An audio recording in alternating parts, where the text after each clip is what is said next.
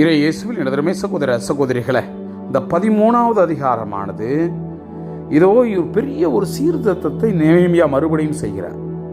இதை வேற்றின மக்களை எல்லாம் அவர்களுடைய பிரசன்னத்திலிருந்து, ஏன்னா அந்த நூல் வாசிக்கும் பொழுது இவர்கள் இருக்கக்கூடாது என்பதை கருத்தில் கொண்டு அவர்களெல்லாம் பிரித்து வைக்கிறார். அது மட்டுமல்ல, கொஞ்ச நாள் இவர் அஸ்தசோதர் அந்த அரசனுடைய நிகழ்வுக்கு போயிட்டு கொஞ்ச நாளுக்கு அப்புறம் திரும்பி வருகிறார். திரும்பி வரும்பொழுது இங்கே பல குளறுபடிகள் இருக்கிறது. ஆலயத்தில் பல குளறுபடிகள், அவர்களுக்கு அந்த 10ல் 1 பங்கு லேவியர்களுக்கு குருக்களுக்கு பாடல்களுக்கு கொடுக்காதனால அவங்க நிலத்துக்கு வேலைக்கு போயிட்டாங்க. அப்போ கோயில் புறக்கணிக்கப்பட்டிருக்கு. இதெல்லாம் திரும்பி பார்க்கும்பொழுது ஒவ்வொன்றாக அவர்களுடைய அந்த சட்டத்தை எடுத்து அவர்களை புறக்கணித்து விட்டு எவெல்லாம் செய்தானோ அவர் தண்டிக்கிறார், மறுபடியும் கூட்டிட்டு செம்மைப்படுத்துகிறார். அது மட்டுமல்ல, அங்கே பல பேர் அந்த மொழியை பேசிக்கொண்டு வேற்று மக்களோடு மணந்து கொண்டு இருப்பதையும் கண்டு அவர் மனம் குமுறுகிறார். இவர் யூதா மொழியை பேச இவர்களால் முடியலை. அப்போ அவர்களை கடிந்து கொள்ளுகிறார், அவர்களை சபிக்கிறார், அவர்களை இனிமே வாக்குத்தத்தம் எடுத்துக்கொள்கிறார். இனிமே இது மாதிரி பாவத்தை நான் செய்ய மாட்டேன் என்பதை அவர்களுக்கு வாக்குத்தத்தம் எடுக்க வைக்கிறார். இவ்வாறு பல சீர்திருத்தங்களை நெகேமியா செய்யக்கூடிய நிகழ்வானது இந்த அதிகாரத்தை எடுத்து வைக்கப்படுகிறது. அன்புக்குரியவர்களே, இவர் மறுபடியும் மக்களை சீர்படுத்தி கொண்டு கடவுள் முன்னாடி கொண்டு வரக்கூடிய ஒரு ஆசீர்வாத நிகழ்வு தான் இது. நம்முடைய வாழ்க்கையிலும் சீர்திருத்தம் என்பது ஒரு நித்தம் செய்து கொண்டே இருக்க வேண்டும் என்பதை மனதில் கொண்டவர்களாக இந்த அதிகாரத்திற்கு நாம் செய்யமெடுப்போம். அந்நாளில் மோசேயினுடைய நூலை மக்கள் கேட்கும்படி உறக்க படித்தனர். அதில் பின்வருமாறு எழுதப்பட்டிருந்ததை கண்டனர்: அம்மோனியரும் மோவாபியரும் என்றுமே கடவுளுடைய சபைக்குள் நுழையக்கூடாது. ஏனெனில் அவர்கள் இஸ்ரேல் மக்களை அப்பத்தோடும் நீரோடும் சந்திக்காது அவர்களை சபிக்குமாறு பிழையாமுக்கு கையூட்டு கொடுத்தார்கள். ஆயினும் எங்கள் கடவுள் சாபத்தை ஆசியாக மாற்றிவிட்டார். திருச்சட்டத்தை கேட்ட உடனே அவர்கள் எல்லா வேற்றினத்தாரையும் இஸ்ரேல் மக்களிடமிருந்து பிரித்து விட்டார்கள்.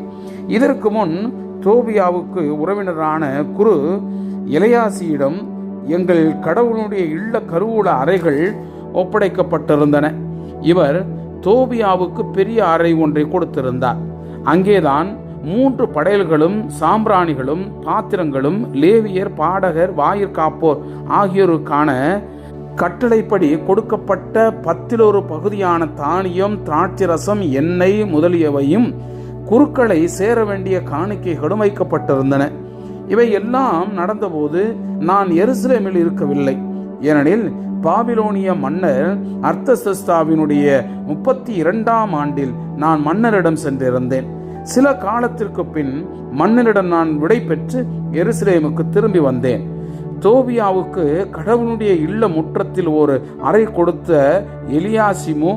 எலியாசிப்பு செய்த அந்த தீமையை நான் எருசலேமுக்கு வந்தபோது கண்டுபிடித்தேன்.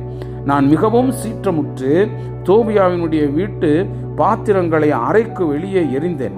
பின்னர் நான் கட்டளையிட்டபடி அவர்கள் அறைகளை துப்புரவு செய்தார்கள்.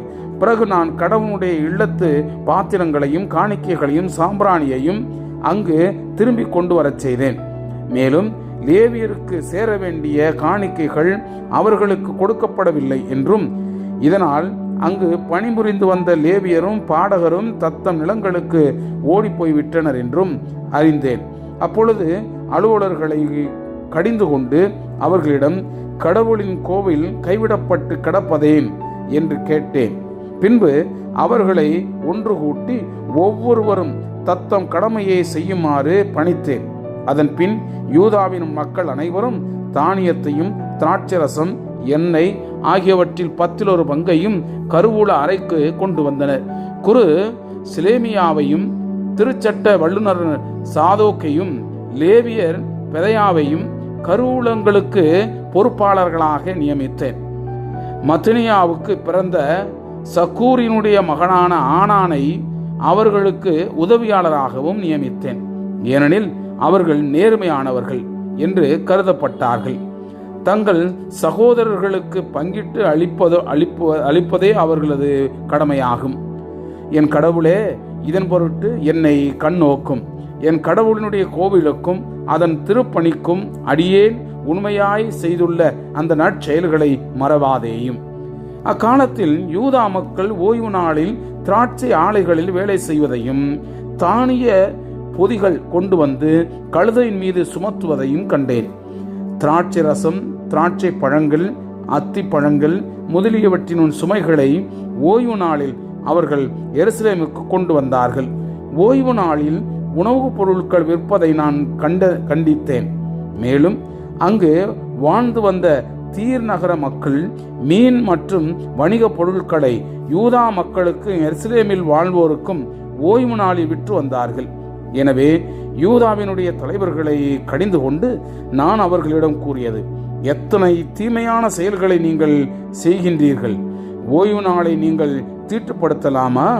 உங்கள் மூதாதையர் இவ்வாறு செய்ததாலன்றோ நம் கடவுள் நம்மீதும் இந்நகர் மீதும் இத்தீமையை எல்லாம் வரச் செய்தார். இருப்பினும் ஓய்வு நாளை நீங்கள் தீட்டுப்படுத்துகிறீர்கள். இஸ்ரேல் மீது கடவுளின் கடும் கோபத்தை வரவழைக்கிறீர்கள். ஓய்வு நாளுக்கு முன் எருசலேம் வாயில்களில் இருள் படரும்போது கதவுகள் மூடப்பட வேண்டும் என்றும் ஓய்வு நாள் முடியும் வரை அவற்றை திறக்கக்கூடாது என்றும் நான் கட்டளையிட்டேன். எச்சுமையும் உள்ளே வராதபடி செய்ய என்னுடைய அந்த வேலை ஆட்களை வாயில் அருகில் நிறுத்தி வைத்தேன். வணிகர்களும் பல சரக்குகளை விற்பவர்களுக்கு ஓரிரு முறை எருசலேமுக்கு வெளியே தங்க வேண்டியிருந்தது. நான் அவர்களை எச்சரித்து, ஏன் மதிலுக்கு எதிரில் நீங்கள் காத்திருக்கிறீர்கள்? மறுபடியும் இப்படி செய்வீர்களாகில் உங்களை நான் ஒரு கை பார்ப்பேன் என்று கூறினேன். அப்பொழுதிலிருந்து அவர்கள் ஓய்வு நாளில் வராமல் இருந்தார்கள். ஓய்வு நாளை கடைபிடிக்கும்படி உங்களை தூய்மைப்படுத்திக் கொள்ளுங்கள், வாயிலை காக்க வாருங்கள் என்று லேவியரிடம் கூறினேன். இதன் பொருட்டு, என் கடவுளே, என்னை கண்ணோக்கும், உமது பேரிரக்கத்தினால் என்னை மீட்டருளும். மேலும் அக்காலத்தில் அஸ்தோது, அம்மோன், மோவாபு ஆகிய நாடுகளின் பெண்களை மணந்திருந்த யூதர்களை கண்டேன். அவர்களுடைய பிள்ளைகளில் பாதி பேர் அஸ்தோதிய மொழியில் பேசினார்கள் அல்லது வேறு ஏதோ ஒரு மொழியை பேசினார்கள். யூதா மொழியை அவர்களால் பேச இயலவில்லை. நான் அவர்களை கண்டித்து சபித்தேன். சில ஆட்களை அடித்து முடியை பிடித்து இழுத்தேன். இனி நாங்கள் அவர்களின் புதல்வர்களுக்கு பெண் கொடுக்கவோ அவர்களிடமிருந்து நாங்களும் எங்கள் புதல்வரும் பெண் கொள்ள மாட்டோம் என கடவுள் மேல் அவர்களை ஆணையிட்டு கூறச் செய்தேன். நான் சொன்னது, இஸ்ரேலின் அரசர் சாலமோனின் பாவம் இதுதான் என்றோ? அவரை போன்ற மன்னர் பல நாடுகளிலும் இருந்ததில்லையே. அவருடைய கடவுள் அவருக்கு அன்பு காட்டினார். கடவுள் அவரை இஸ்ரேல் அனைவருக்கும் அரசராக ஏற்படுத்தினார். இருப்பினும் வேற்றின பெண்கள் அவரையும் பாவம் செய்ய தூண்டினார்கள். வேற்றின பெண்களை மணந்து கடவுளுக்கு எதிராக இப்பெரும் தீமை அனைத்தையும் நீங்கள் செய்து வருவதைப் போல் நாங்களும் செய்ய வேண்டுமா? தலைமை குரு எலியாசிப்பின் மகனாகிய யோயதாவினுடைய மக்களின் ஒருவன் ஓரோனியானான சன்பலாற்றுக்கு மருமகனாய் இருந்தான். அவனை என்னிடமிருந்து துரத்திவிட்டேன். என் கடவுளே, குருத்துவத்தையும் குருத்துவ உடன்படிக்கையும் லேவியரையும் மாசுபடுத்தியவர்களாகிய அவர்களை தண்டிக்க மறந்து விடாதேயும். வேற்றினத்தார் அனைவரிடமிருந்தும் அவர்களை தூய்மைப்படுத்தினேன். குருக்களுக்கும் லேவியருக்கும் அவரவருக்குரிய அந்த வேலையை கொடுத்து பணிமுறைமையை அமைத்தேன்.